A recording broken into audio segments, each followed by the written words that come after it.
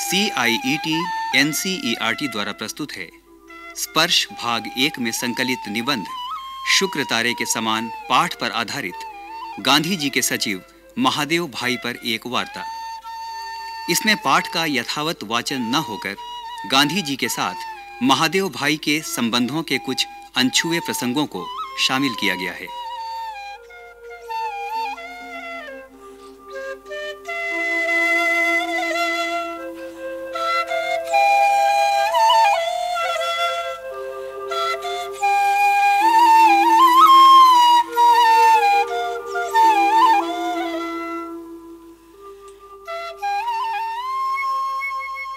महादेव भाई देसाई कहने को तो गांधी जी के सचिव थे और दोनों की वय में लगभग 24 वर्षों का अंतर था, लेकिन उनका संबंध अविभक्त आत्मा जैसा था। महादेव भाई देसाई को कुछ लोग गांधी जी की परछाई कहते थे। कई लोग उन्हें गांधी जी का दाहिना हाथ कहते थे। वे गांधी जी की सभी जरूरतों का ध्यान रखते थे। उनके व्यक्त अव्यक्त स्नेह और रोष दोनों को पहचान लेते थे। महादेव भाई का जन्म गुजरात के सूरत जिले के सरस नाम के गांव में 1 जनवरी 1892 में हुआ था। उनके पिता हरि भाई एक प्राथमिक स्कूल में शिक्षक थे और माता जमुना बहन पति की 15 रुपए की तनख्वाह में बड़े अच्छे से घर संसार चला लेती थी। केवल 32 वर्ष की उम्र में जमुना बहन चल बसी। तब महादेव केवल 7 वर्ष के थे। 14 साल की उम्र में महादेव ने मैट्रिक की परीक्षा पास कर ली। मुंबई विश्वविद्यालय ने बाद में नियम बनाया कि विद्यार्थी 16 साल की उम्र में ही मैट्रिक की परीक्षा दे सकते हैं, लेकिन 14 साल के महादेव तो मैट्रिक पास करके मुंबई के एल्फिंस्टन कॉलेज में पढ़ने चले गए। एक छात्रालय में मुफ्त रहने खाने का प्रबंध भी हो गया था। महादेव ने बहुत अच्छे से पढ़ाई की। महादेव भाई की लिखाई बड़ी सुंदर थी। पिता हरि भाई की लिखाई भी बड़ी साफ और सुंदर थी। पिताजी ने अपने बेटे की लिखाई पर काफी ध्यान दिया था। जल्दबाजी में बेटे की लिखावट बिगड़ न जाए, उसके अक्षर साफ और सुंदर रहें, इसलिए हरि भाई काफी सचेत थे। गांधी जी और महादेव भाई आखिर मिले कैसे? ये भी एक दिलचस्प किस्सा है। गांधी जी ने अहमदाबाद के आश्रम के लिए कुछ नियमों का प्रारूप तैयार किया था। उसकी प्रतियां उन्होंने देश भर में अपने मित्रों को भेजी थीं। इन नियमों के बारे में वे दूसरों की राय जानना चाहते थे। प्रारूप की कुछ प्रतियां अहमदाबाद के गुजरात क्लब के एक टेबल पर भी रखी गई थीं। युवा महादेव भाई और उनके मित्र नरहरि भाई ने प्रारूप की एक प्रति देखी और उन नियमों के संबंध में अपनी टिप्पणी गांधी जी को भेज दी।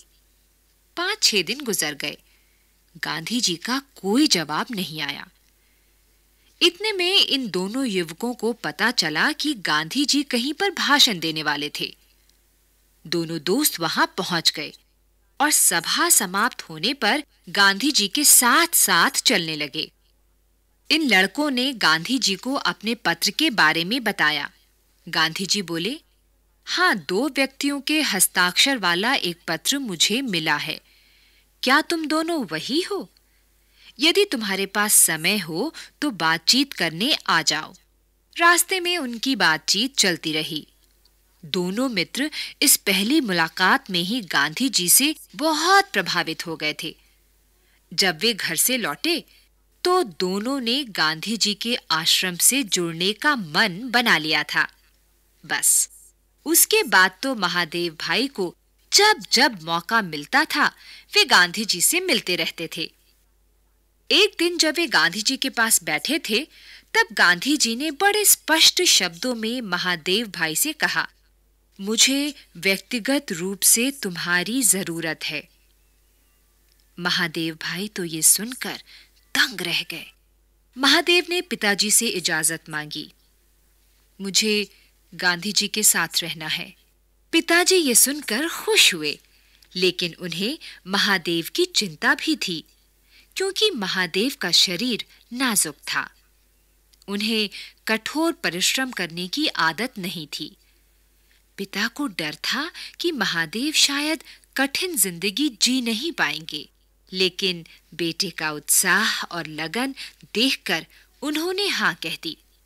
पिताजी से इजाजत लेकर महादेव गांधी जी के पास पहुंच गए और तन मन से वे उनकी सेवा में जुट गए।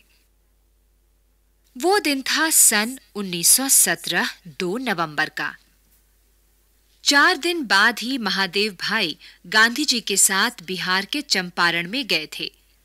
दक्षिण अफ्रीका से भारत लौटने के बाद किसानों को अपने हक दिलवाने के लिए गांधी जी के नेतृत्व में सबसे पहला सत्याग्रह चंपारण में किया गया था। वहीं पर महादेव भाई ने डायरी लिखना शुरू किया था। डायरी का पहला पन्ना 13 नवंबर 1917 में लिखा गया था और उसके बाद तो सिलसिला चलता रहा मृत्यु के पूर्व दिन तक, यानी 14 अगस्त 1942 तक। महादेव भाई शॉर्ट हैंड नहीं जानते थे, फिर भी सुबह से रात तक और रात से अगली सुबह तक गांधी जी की किन किन लोगों से क्या बातचीत हुई, उन्होंने क्या लिखा या लिखवाया, किस व्यक्ति या परिस्थिति के संबंध में गांधी जी के क्या विचार थे, उनकी अपनी क्या चिंताएं थीं, दुविधाएं थीं, योजनाएं थीं, इन सब के बारे में महादेव भाई और केवल महादेव भाई ही पूरी तरह से अवगत रहते थे और ये सब वे अपनी डायरी में लिख लेते थे, सही और सटीक। विभिन्न लोगों द्वारा विभिन्न विषयों पर की जा रही चर्चाओं को समझ लेते थे और अपनी प्रतिक्रिया के साथ उसे डायरी में नोट कर लेते थे। यहां तक कि धुरंधर लेखक और जाने-माने पत्रकार भी अपनी अपनी टिप्पणियों को महादेव भाई की डायरी से मिलाते थे। शुरू में महादेव भाई अपनी डायरी में केवल वे पत्र लिख लेते थे जो गांधी जी उन्हें लिखवाते थे। जैसे कि डायरी में लिखा हुआ सबसे पहला पत्र डेनमार्क की मिस एस्था फेरिंग के नाम से है और उसकी पहली पंक्ति है, सफर में भटकते रहने के कारण तुम्हारे पत्र का जवाब नहीं दे सका। ये कहना कि संसार में पूर्णता प्राप्त करना संभव नहीं, ईश्वर से इनकार करने के बराबर है। महादेव भाई की डायरी यानी गांधी जी की डायरी। ये डायरियां न होती तो गांधी जी से संबंधित कई बातों का हमें सही रूप से पता ही न चलता। महादेव भाई केवल डायरी ही नहीं, गांधी जी द्वारा शुरू की गई पत्रिकाएं जैसे यंग इंडिया, हरिजन, नवजीवन आदि में लेख भी लिखते थे।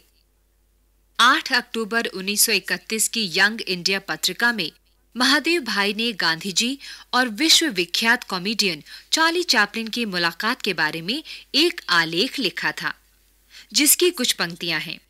मैं चार्ली चैपलिन के बारे में इसलिए लिखना चाहता हूं कि इतने बड़े कॉमेडियन ने भी गांधी जी के साथ केवल गरीबों के प्रश्न पर चर्चा की। एक उदाहरण देखें।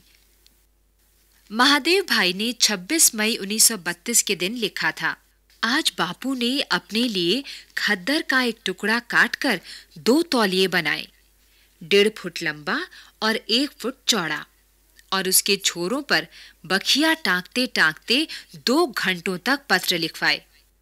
ये बात वैसे तो साधारण सी लगती है, लेकिन इससे हमें गांधी जी की दिनचर्या, उनका काम करने का तरीका, समय एवं वस्तुओं की किफायती के बारे में जानकारी मिलती है।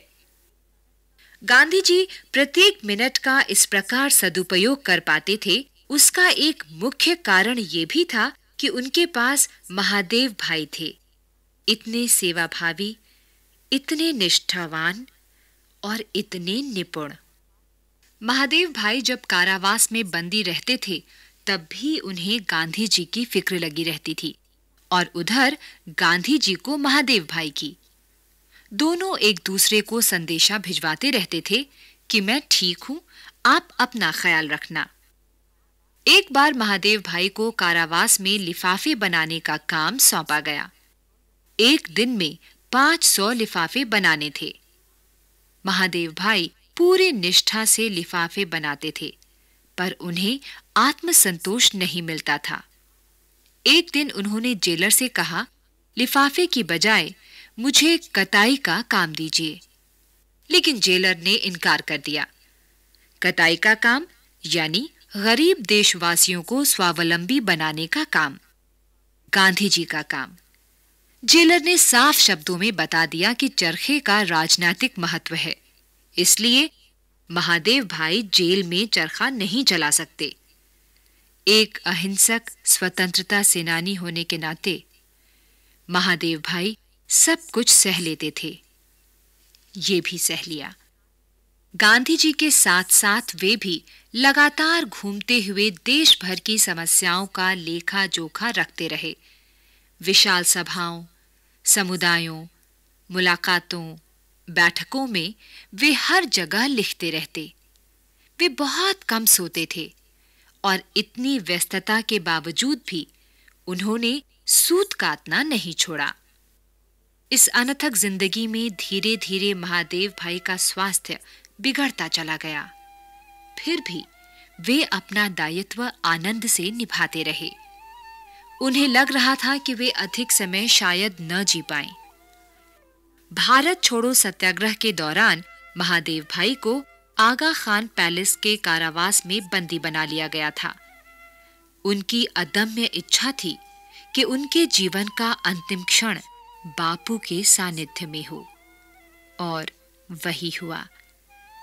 15 अगस्त 1942 के दिन बापू की गोद में उनकी मृत्यु हुई और बापू के ही हाथों उनका अग्नि संस्कार हुआ। महादेव भाई में बापू के प्रति असीम निष्ठा थी और बापू को महादेव भाई पर पूरा भरोसा था। वे महादेव को अपना वारिस मानते थे। नई दिल्ली में बहादुर शाह जफर मार्ग पर स्थित प्यारेलाल भवन और उसमें बना महादेव ऑडिटोरियम गांधी जी के इन्हीं दो सहयोगियों की स्मृति को समर्पित है।